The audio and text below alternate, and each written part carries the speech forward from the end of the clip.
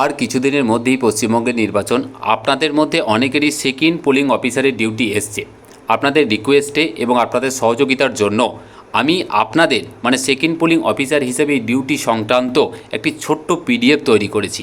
যে পিডিএফটি ভোটের আগের দিন P-1 ডে থেকে শুরু করে একদম ভোটের শেষ পর্যন্ত আপনার সেকেন্ড পোলিং অফিসার হিসাবে ঠিক কী করণীয় সেগুলি টোটাল কিন্তু উল্লেখ করা আছে, এবং এটি খুব সংক্ষিপ্ত আকারে সহজ সরল বাংলা ভাষায় কিন্তু উল্লেখ করা আছে। আপনাদের কাছে অনুরোধ, আপনারা এই ভিডিওটা মন দিয়ে শুনুন, কারণ এই ভিডিওতে আমি সেই পিডিএফের সম্পূর্ণ ব্যাখ্যা দেওয়ার চেষ্টা করব। তারই পাশাপাশি যদি প্রয়োজন মনে করেন তাহলে এই পিডিএফটা আপনারা ডেসক্রিপশন বক্স অথবা কমেন্ট বক্স থেকে ডাউনলোড করে নিতে পারেন। আমি কথা দিচ্ছি, এই পিডিএফটা যদি আপনি প্রিন্ট আউট করে রাখেন তাহলে আপনার সেকেন্ড পোলিং অফিসার হিসেবে ডিউটি করতে কোনো রকম সমস্যা হবে না। তো চলুন আমি প্রথমে আপনাদের পিডিএফটা একে একে সব তুলে ধরি এবং এর মধ্যে ঠিক কী কী উল্লেখ আছে তো আমি আপনাদের সামনে ব্যাখ্যা দেওয়ার চেষ্টা করছি। দেখুন, প্রথমেই বলি যে সেকেন্ড পোলিং অফিসারের ডিউটি সংক্রান্ত এই যে পিডিএফ, এর প্রথমটাই শুরু হয়েছে কিন্তু P-1 ডে ভোটের আগের দিন আপনাকে ঠিক কী কাজ করতে হবে। আপনারা যারা সেকেন্ড পোলিং অফিসার বা অন্য পোলিং অফিসারের ডিউটি পেয়েছেন তারা প্রথমেই ভোটের আগের দিন ডিসিতে গিয়ে আপনারা কি করেন না, প্রথমেই সিগনেচার বা আপনার নিজের হাজিরাটাকে কিন্তু বানাতে হবে। তো আপনি সেকেন্ড পোলিং অফিসার হিসেবে ডিসিতে গিয়ে প্রথমেই নিজের হাজিরা বানাবেন এবং তারপর কি করবেন না, তারপর প্রিজাইডিং এবং ফার্স্ট পোলিংয়ের সাথে সমস্ত জিনিসপত্র কালেক্ট করতে সহযোগিতা করবেন এবং কালেক্ট করার পর যেটুকু সময় পাবেন অবশ্যই প্রথমে আপনার দায়িত্বে থাকা যে আসল জিনিস বা মেন যে জিনিসটা আছে সেটা হচ্ছে register of voter form 17A, এটাকে কিন্তু ভালো করে একটু চেক করে নেবেন। কি চেক করবেন না, আপনি প্রথমেই জেনে নেবেন আপনার প্রিজাইডিং অফিসারের কাছে যে আপনি যে বুথে যাচ্ছেন সেখানে মোটামুটি কতগুলো ভোটার। এবার ধরুন আপনার সেখানে 800 জন ভোটার, তাহলে আপনি ফর্ম 17 টোটাল যে ঘরগুলো আছে সেগুলো একটু গুনে নেবেন। একটা পেজে যদি 50টা থাকে তাহলে 800টার জন্য ঠিক কতগুলো পেজ লাগবে, এবং পেজ হিসাব করে আপনি দেখে নেবেন যে পেজের সংখ্যাটা ঠিক আছে কিনা। যদি পেজের সংখ্যা কম থাকে আপনি অবশ্যই প্রিজাইডিং অফিসারকে জানাবেন, ওখানে কিন্তু সেটাকে মেকআপ করার একটা জায়গা থাকে বা একটা ব্যবস্থা থাকে। এরই পাশাপাশি আপনি ভোটার স্লিপটাকেও কিন্তু একটু চেক করবেন, একটু গুনে নেবেন 800টা ভোটারের জন্য কতগুলো স্লিপ লাগবে। মোটামুটি 20টা, যদি বেশি লাগে তো সেটা নিয়ে নেবেন, যদি কম থাকে অবশ্যই প্রিজাইডিং অফিসারকে জানাবেন, ওখানে কিন্তু সমস্ত কিছুর ব্যবস্থা থাকবে। তো এইটা আপনি করলেন P-1 ডে ভোটের আগের দিন ডিসিতে। তারপর কি করবেন না, সমস্ত কিছু আপনার যখন ট্যাগিং হয়ে যাবে, presiding officer first polling officer সহ আপনাদের পুরো টিমটা চলে যাবে কিন্তু বুথে যাওয়ার পর আপনার যেটা কাজ সেটা হচ্ছে আপনাকে প্রথমেই একটু ফ্রেশ হয়ে নিতে হবে। আপনি তাড়াতাড়ি ফ্রেশ হয়ে নেবেন এবং তার পরের দিন সকালে আপনার যে জিনিসগুলো প্রয়োজন সেগুলো একটু চটপট গুছিয়ে নেওয়ার চেষ্টা করবেন। ঠিক কী কী জিনিস আপনার প্রয়োজন আমি এখানে একদম স্পষ্টতই উল্লেখ করেছি। দেখুন, প্রথমেই আপনি হাতের কাছে নেবেন যে register of voter form 17A, তারপরে যে ভোটার স্লিপগুলো আপনি পেয়েছেন সেগুলো অবশ্যই হাতের কাছে নেবেন। অমোচনীয় কালি নেবেন, কাপ নেবেন এবং স্লিপ রাখার ডিব্বা নেবেন। স্লিপ রাখার ডিব্বার পরিবর্তে আপনি একটা স্টিকও রাখতে পারেন, যেটা এইটা কোনটা কী কাজে লাগবে না, বাইরে থেকে যে ভোটার যে স্লিপটা আনবে সেটাকে রাখার জন্য কিন্তু এটা কাজে লাগবে। তারপরে স্ট্যাম্প প্যাড এবং কালি, স্ট্যাম্প প্যাড ও কালি ভোটারের বাঁ হাত বা ডান হাতের বুড়ো আঙুলের ছাপ দিতে গিয়ে কিন্তু কাজে লাগবে, প্রধানত বাঁ হাতের বুড়ো আঙুলের ছাপ নেওয়া হয়। তারপরে কি না, কালি মোছার একটা কাপড় নেবেন, কারণ ওখানে ভোটারের কালি লেগে থাকে বা বিভিন্ন জায়গায় কালি পড়তে পারে। কালি মোছার একটা কাপড় নেবেন, একটা ডাস্টবিন নেবেন, কারণ হচ্ছে আপনার ওই বিভিন্ন জিনিসগুলো ফেলার ক্ষেত্রে কাজে লাগবে। এছাড়াও দুটি পেন বা কলম কিন্তু অবশ্যই নেবেন, কারণ আপনাকে বিভিন্ন জিনিস কিন্তু লিপিবদ্ধ করতে হবে।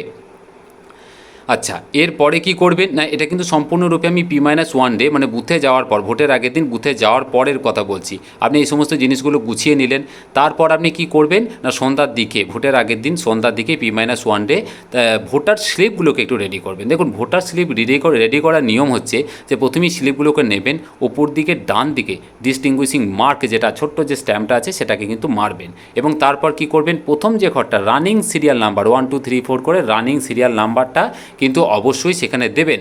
তারপরের যে ঘরটা থাকবে সেটা হচ্ছে যে ভোটার যে সিরিয়াল নাম্বারটা, ভোটারের যে সিরিয়াল নাম্বার সেটা আপনি পরের দিন জানতে পারবেন। তো অবশ্যই রানিং সিরিয়াল নাম্বারের পরের ঘরটা কিন্তু ফাঁকা রাখবেন, আর লাস্টে অবশ্যই আপনি কিন্তু আপনার সিগনেচারটা করে দেবেন।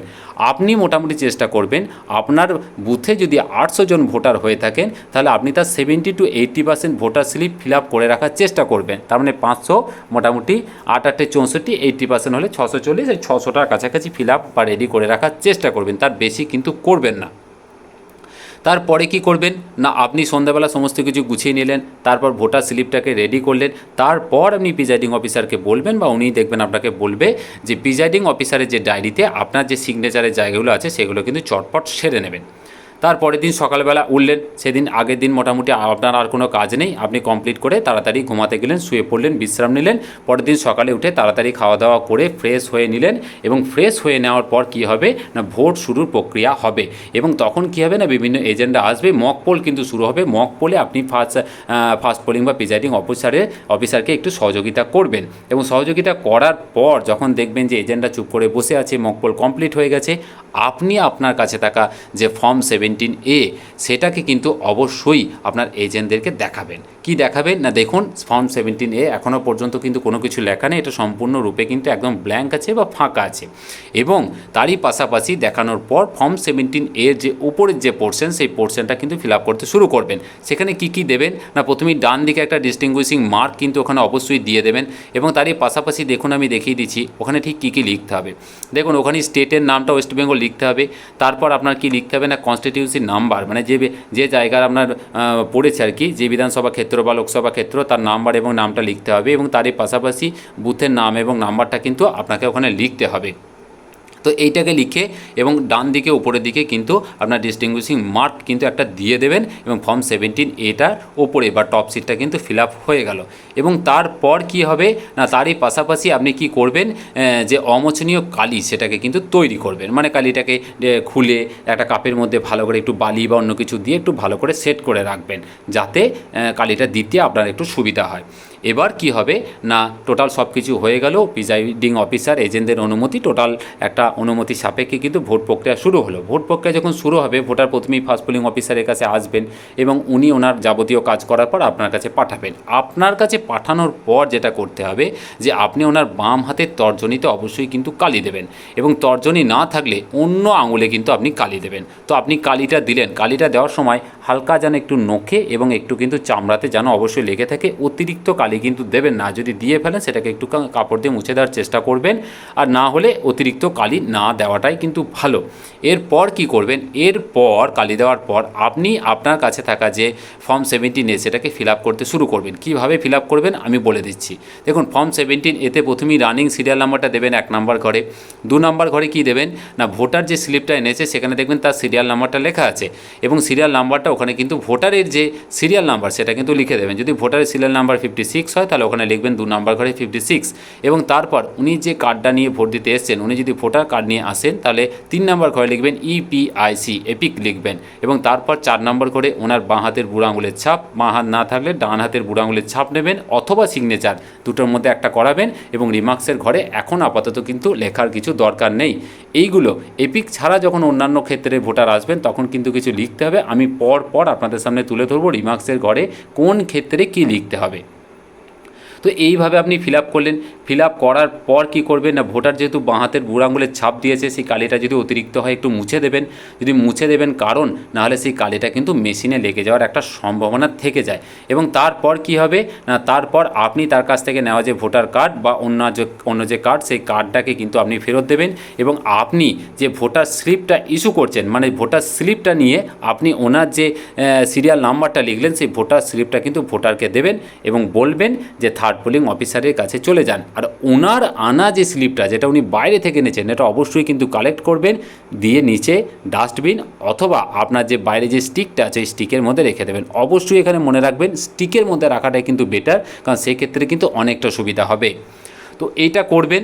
এটা করার পর কি হবে না, আপনি থার্ড পোলিং অফিসারের কাছে পাঠিয়ে দিলেন। এবার দেখুন ফর্ম 17A ফিল আপ, বিশেষ কিছু ক্ষেত্রে কিন্তু আপনাকে কিছু জিনিস মনে রাখতে হবে। যেমন আমি বলছি, ধরুন কোনো ভোটার যদি এপিক আনে, অবশ্যই সেখানে তো আপনি বললাম যে প্রথম ঘরে 1 নম্বর ঘরে রানিং সিরিয়াল নাম্বার লিখবেন, 2 নম্বর ঘরে কি বললাম, 2 নম্বর ঘরে ভোটারের বাইরে থেকে আনা যে সিরিয়াল নাম্বার, মানে ভোটার তালিকায় থাকা যে সিরিয়াল নাম্বার সেটাকে লিখবেন।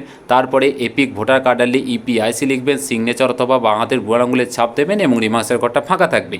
কিন্তু ধরুন যে ভোটার, সেক্ষেত্রে কোনো ভোটার যদি এপিক কার্ড না আনে, তার পরিবর্তে সে যদি প্যান, ড্রাইভিং লাইসেন্স, ব্যাংকের পাসবই বা অন্য কোনো ডকুমেন্টস আনে, তখন 3 নম্বর ঘরে যদি প্যান আনে তাহলে লিখবেন PAN প্যান, এবং লাস্টের 4টে ডিজিট প্যান কার্ডের যদি ড্রাইভিং লাইসেন্স আনে তাহলে লিখবেন ডিএল এবং লাস্টের 4টে ডিজিট।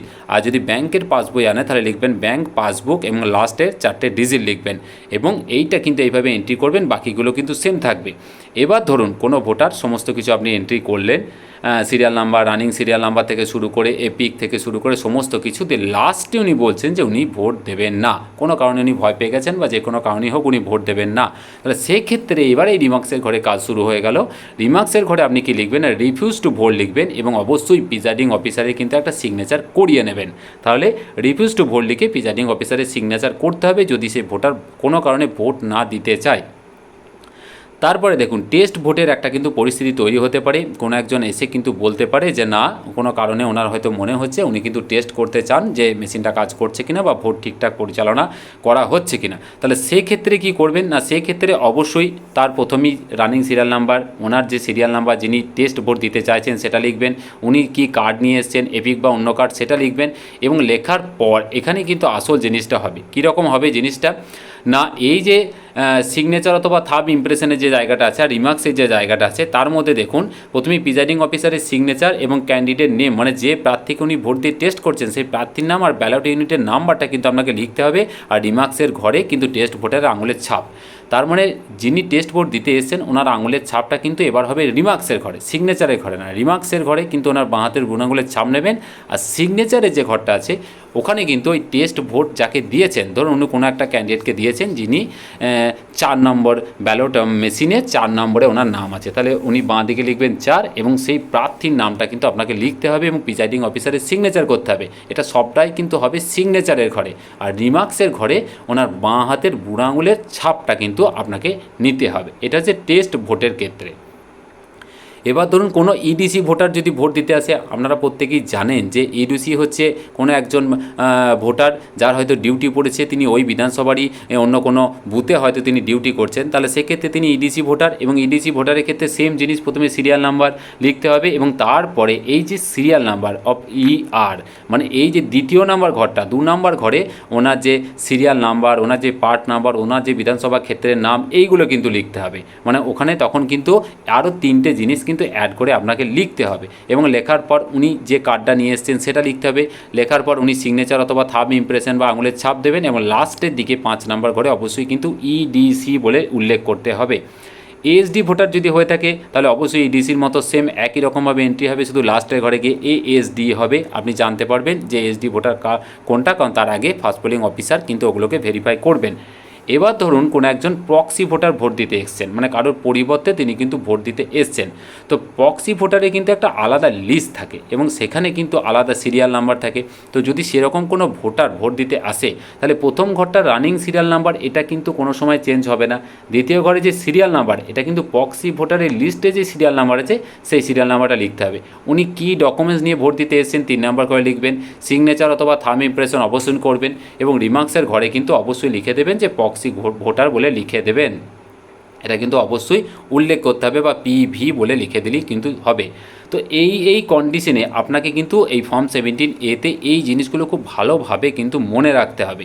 এই জিনিসগুলো আমি আপনাদের সামনে একবার তুলে ধরার চেষ্টা করলাম, বারবার শুনবেন, প্রয়োজন হলে এটাকে কিন্তু অবশ্যই আবারও বলছি ডাউনলোড করে নেবেন। তো এই সমস্ত কিছু এন্ট্রি করার পর আপনি সমস্ত কিছু করলেন, ওনাকে ওনার কার্ডটা সব ফেরত দিয়ে দিলেন, যে কার্ডটা আপনি নিয়েছিলেন ওনার কাছ থেকে যে স্লিপটা পেয়েছেন সেটা পাশে রাখা স্টিকের মধ্যে অ্যাটাচ করে দিলেন এবং আপনি যে ভোটার স্লিপটা ইস্যু করেছেন সেটা ভোটারকে দিলেন এবং বললেন থার্ড পোলিং অফিসারের কাছে চলে যেতে। Third polling officer further ballot ইউনিটের মধ্যে কানেকশন দিলেন এবং উনি কিন্তু ভোট দিয়ে বেরিয়ে চলে গেলেন। টোটাল প্রসেসটা কিন্তু কমপ্লিট হয়ে গেল। এইবার এইভাবে ভোট চললো এবং লাস্টে সব শেষে যখন ভোটের পুরো প্রসেস কমপ্লিট হয়ে গেল, কন্ট্রোল ইউনিটে যখন ক্লোজ বাটন টিপে সমস্ত মেশিন যখন সব কিছু ক্লোজ হয়ে গেল, মানে আর কোনো রকমভাবে ভোট দেওয়া যাবে না, তখন আপনার কাছে থাকা এই যে ফর্ম 17A, এই যে বুকলেট সিরিজ, এই যে সিরিজ, মানে আমি এটা বারবার যেটা দেখাচ্ছি, যেটা আপনার প্রধান দায়িত্ব, এর একদম লাস্টের দিকে গিয়ে আপনি কি করবেন, লম্বা লম্বি 2-3টে দাগ টেনে দেবেন এবং ওখানে নিচে লিখে দেবেন the last serial number of voter register form 17A is, মানে কতজন ভোট দিয়েছে।